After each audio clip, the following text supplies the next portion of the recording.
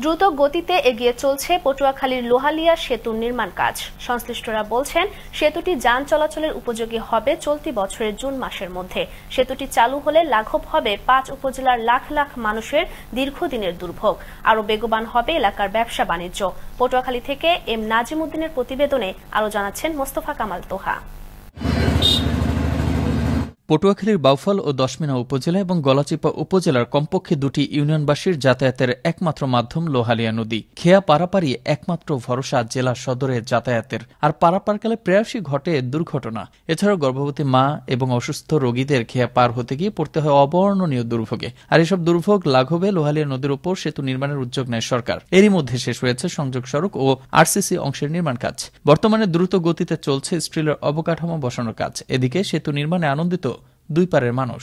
দুই পারের যোগাযোগের সেতু বন্ধন হবে, বিভিন্ন দিকে আমাদের যোগাযোগের একটা সুব্যবস্থা থাকতে আমাদের অনেক উপকার আমাদের অনেক সুযোগ সুবিধা হয়েছে। টাইম মতো অফিসে যেতে পারবে। এই ব্রিজের কারণে চিকিৎসা সেবা নিতে অ্যাম্বুলেন্স সহ তারা খুব তাড়াতাড়ি হাসপাতালে পৌঁছতে পারবে। বাড়ির রোড ঘাট আরো উন্নত মানের হইবে। ব্রিজটা হইলেই আমাদের যাতায়াত যাইতে খুব সুবিধা। আমাদের সমস্ত মালামাল চলে আসছে। আমরা আশাবাদী যে ৩১শে জানুয়ারির আগেই আমরা বোধহয় হ্যান্ডওভার দিতে পারবো। ২০১২ সালে শুরু হয় নির্মাণ কাজ। সেতুর ৫৪% কাজ শেষ হওয়ার পর উচ্চতা কম থাকায় পায়রা সমুদ্র বন্দরের আপত্তিতে বন্ধ হয়ে যায় নির্মাণ কাজ।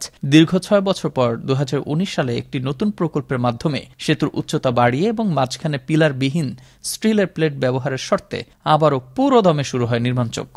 এদিকে জেলার গুরুত্বপূর্ণ এই সেতু ২০২৩ সালের জুনের আগেই যান চলাচলের উপযোগী হবে বলে জানিয়েছেন এই কর্মকর্তা। মূল ব্রিজের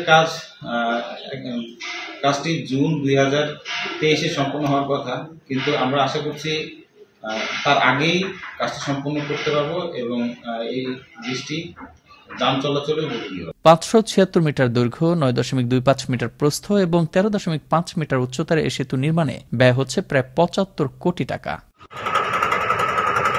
মোস্তফা কামাল তোহা, আনন্দ টিভি, ন্যাশনাল ডেস্ক।